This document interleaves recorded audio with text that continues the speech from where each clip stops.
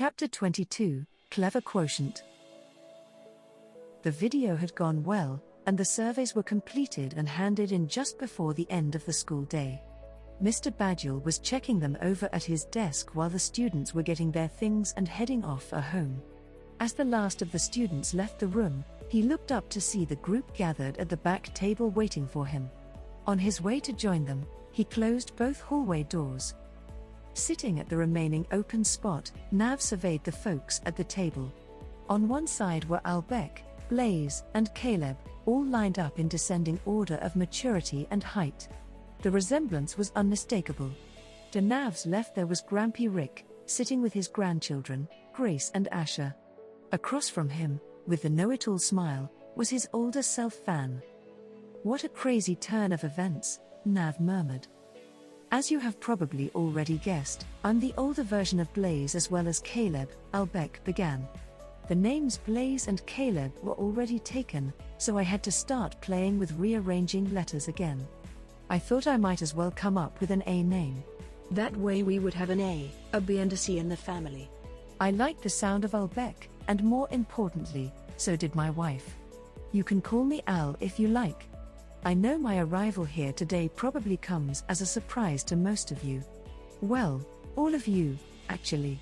I've been thinking about what the best time would be for this get-together. I decided now was the perfect time for some future news to bring you all up to speed. You should have a basic understanding now," he said, gesturing to Caleb, Grace, and Asher. "And you've got a little more of your future direction determined, Nav. Not to mention awareness of time travel, amongst other things. And you, Grampy Rick. You've had a big role in all of this, even though you weren't aware of it for most of the time. As the rest of you know, of course, Grampy Rick has been writing the novel FutureLoop Fulfilling Potential, having been given information related to how you all fit into this grand scheme of things. Knowing what was taking place, I was in a unique position to pass it all along to an author, so it could be written down. I chose Grampy Rick because he had been the one to put Clever Quick together in the first place. It's the program that we've all come to rely on so much. Over the course of several sessions, the information was packed into memories in the mind of Grampy Rick, then ghosted. Driven by the basics of those memories, Grampy Rick has written the novel. He thought he was writing fiction, but he's just found out that it's actually fact. I'd like to share something, Al, Grampy Rick interjected. If you don't mind. No, go right ahead, Albec replied. I think it's important that we hear a little more from you, especially about what's coming next. Before I get to that, there are some thoughts shared in interviews by Dr. David Suzuki, a noted Canadian scientist, that I've just been reading and that I'd like to share, Grampy Rick explained. They sum up a lot of the background thinking that has gone into FutureLoop Fulfilling Potential. Here are some of the main points paraphrased. 1. We are in a crisis as a world because of climate change and other problems, caused by humans, that are affecting our planet and the species that inhabit it. That basically sums everything up, and it isn't pretty. 2. With better information, we can make better decisions as humans. We need to talk to each other and share our understandings. By collaborating, we will succeed. That is the exact reason why Clever Quick and Clever Quotient were put together. 3. People need to be more critical of the information they get. They need to be aware of bias and look carefully to sort the facts and the truth from the misinformation and lies. That is what the Q in Quick and Quotient is all about. As has been noted repeatedly, the spread of misinformation is one of the greatest challenges of our time. 4. What we do to the earth, we do directly to ourselves. I love the way this point is made. It reminds me of the message conveyed by many indigenous leaders, such as Chief Seattle from the Pacific Northwest area of the US. 5. I can't retire, because I have grandchildren. I have no choice but to do the best I can. I can certainly identify with this one. Grace, Asher and Bowie are the reason I wrote FutureLoop. Grampy Rick concluded. Well said, Grampy Rick. Albec responded. You know, we often hear that it's important to treat the world right for the benefit of our children and our children's children. I'd like to pick up on your reference to grandchildren and why you and Dr. Suzuki do the work you do. It's why I do what I do as well. I'd like to show you some pictures that make it real for me. With your memories unghosted, I know that you, Grace, and you, Caleb, realize that you're together in Blaze's time. I can confirm that you're married and have a child during my time. I happen to have 2D copies of some pictures from the future that you will find amazing. The originals for these photos are fully holographic, but the monitors for them are in my time, so you won't be able to experience them for a while. It's too bad. The quality is stunning. With the holographic imaging, it's almost like having the real person standing in front of you. For now, these will have to do. Here's my daughter in my time, and here she is farther into the future. This third picture I had passed along to me. Any memories I have of that encounter are ghosted, but this picture I've kept. It's of a grandson of mine. It's pretty special. It keeps me going with our mission to make the Earth more sustainable. Albec paused there. All was quiet. It was Caleb that finally broke the silence. Very quietly, almost in a whisper, he spoke as he strained to see the photo that Albec was holding. My grandson? He choked out. As he looked more closely at the photo that Albec pushed across the table, he could feel the emotion of the moment begin to well up, and he fought to keep back tears. No one else spoke. As he continued to sit quietly, he realized that Grace had moved to stand behind him, looking over his shoulder. Our grandson. Incredible, Grace murmured. And your daughter, Albec added, pushing the other 2 photos across the table. This is what it's all about, Albec went on, and it's also why it's so important for us to give you folks, especially you students, an MA. Keep in mind that this future is what's in store now, if the plans that have been put into place actually come to pass. You know, it's only recently that I received the picture of my daughter and grandson from the future. As Blaze had mentioned to you, things were quiet beyond me into the future, for the longest time. With increasing tech capabilities, we thought there should be more activity, not less, and certainly not none. That's what prompted the Future Looping program, where those from my future came back to this time. A league of future trackers had been formed and non-interference statutes were overridden when it was found that the Earth was beyond the point of saving if things continued as they were. We were the helpers behind the scenes, encouraging a movement throughout the world in your time. Key pieces of information and technologies were shared. Climate change began to be reversed. That was when we began hearing from the years beyond us. That was when I was visited by the versions of us that were 24 and 32 years into the future. That was when I got these pictures. Not all answers are known yet, but extreme care needs to be taken with the level of adjustments made to past times during the FutureLoop episodes. It is important to keep it incremental. If you go beyond certain levels of change, you risk severing the time travel link. This is an evolving area of study, but makes sense, since we don't always know what effects a change will make. In extreme cases, a change might end up causing someone to disappear from the future. Caleb, you will realize there have been multiple visits within our family. Each future loop has tweaked the future a little.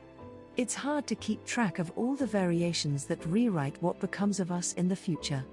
Overall, it's been positive for our family and for the future of the Earth. MAs, by the way, have contributed to keeping things sorted out. We're not so aware of changes when we're in the future since things are always in a bit of flux. Also, MAs make sure we don't overlap all our thinking in the future. That avoids a lot of potential confusion. So, Caleb won't recall all these details when he is Blaze and when he is me. Just anticipating various events can alter outcomes as you may approach them differently, perhaps too cautiously, or perhaps even not cautiously enough, Albec explained. Blaze had mentioned other wonders of space knowledge and travel that he knew existed, but had had memories ghosted about, Asher asked. Can you tell us what you know about these? Absolutely. It's probably good that you have some more knowledge of what the future will bring, even if we will be ghosting the memories. There are some incredible things that we learn in the coming years, Albec mentioned. The discoveries that lead to the complete overhauling of what we thought we knew about space happen very soon. I'll share one small part of that at this time. The pursuit of water in the solar system led the Canadian space program to a series of tests of their renowned subsurface radar systems on the far side of the Moon. What they found was nothing short of amazing.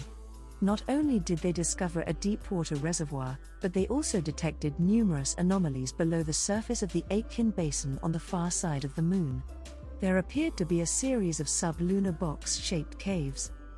It remains a mystery, but many believe that it is evidence that we are not alone in the universe. No official confirmation of that was ever reported, so we are left to speculate. It was soon after those discoveries that scientists made huge advancements in the knowledge of wormholes and black holes. Many think that there were connections with intelligent life from elsewhere, who gave us a boost in the right direction. But once again, not proven and not reported. With the increase in knowledge, we were soon using the wormholes and black holes as portals to distant star systems. I captain a ship and make regular trips to the far side of the galaxy. As Albeck continued, the rest of the group sat in stunned silence. Al, in all your travels, have you found evidence of life elsewhere in the galaxy? Grace asked. Great question, Grace. We have discovered a series of planets that have life and there has been some communication, Albeck related. It is speculated that it is a species that has visited Earth many times over the ages. If that is known in the future beyond my time, I can't confirm it. MAs have been applied after any visit I've had from the future. I do have a feeling, however, that the speculation is correct. Visited Earth? Asher exclaimed. That's incredible. What does this other species look like? I don't have any direct evidence, but from what I've heard, the Earth animals that they most closely resemble are Felis catus, that is cats. Looks of amazement were all around the table. I suppose that could also explain why ancient Egyptians thought so highly of cats. Maybe the cats helped with the pyramids. It's probably best Suki isn't hearing this. We would never live this one down. He already acts like he's superior to the rest of us, Blaze observed. Do you think that maybe Zuki is related to aliens from these other planets? That might explain why he's so smart, Grace asked. If he was, would he tell us? Asher wondered. Maybe it is worth asking him, even at the risk of adding to his superiority complex. He may not know for sure, but he would no doubt have some thoughts to share, Blaze laughed. Thanks, Al, for that fascinating information. Now, let's move along. It's probably time you all learned about the level beyond Clever Quick, that is Clever Quotient. Matteo has put together a video for us, Video A22. This won't come as a surprise to you, Grampy Rick. Actually, perhaps it will. My understanding is that you're just in the process of completing the program. Do you want to watch the video that details the whole program before you complete writing it? That's a hoot. Sure, why not? It might speed things up. I'll say a few words and then you can run the video. Say, what time is it? I'm expecting a delivery soon. Asher, would you mind watching the window? Grampy Rick asked Asher, who nodded. Before Grampy Rick introduces the next program, a few thoughts, Blaze began. The information you have been learning in Clever Quick will guide you as we continue to build a bright future for our planet. As much as possible, help others learn this as well. The more students that are able to learn in this way, the better. When you are approaching your senior high school years, much more will be revealed to you through the program Clever Quotient. You'll get a preview today, and when the time is right, you'll learn to make the strategies your own. Grampy Rick? Thanks, Blaze. Clever Quotient takes many of the concepts of Clever Quick and extends them out to include collaborative interactions with others. If you have experience with Clever Quick, you'll find this a logical next step. It has a more mature context with more sophisticated organizational strategies and opportunities for collaboration. Let's see the video. The video was just concluding as there was a knock at the window. It was Grammy Rika, and she soon marched in with a large box. Grammy? You're in on this? Grace asked in wonderment. Of course, Gracie. Grammy has known for a long time. I've been helping Grampy write the programs and the novel. As a matter of fact, I've kept a few extra memories that Grampy has had ghosted, but don't tell Blaze or Al that, or I'll get in trouble. Grammy Rika responded, pretending to hide her words from the others. Now, Asher, will you help me with this lighter? And someone get the lights. I'll be just a moment. Caleb, Blaze, and Al, close your eyes.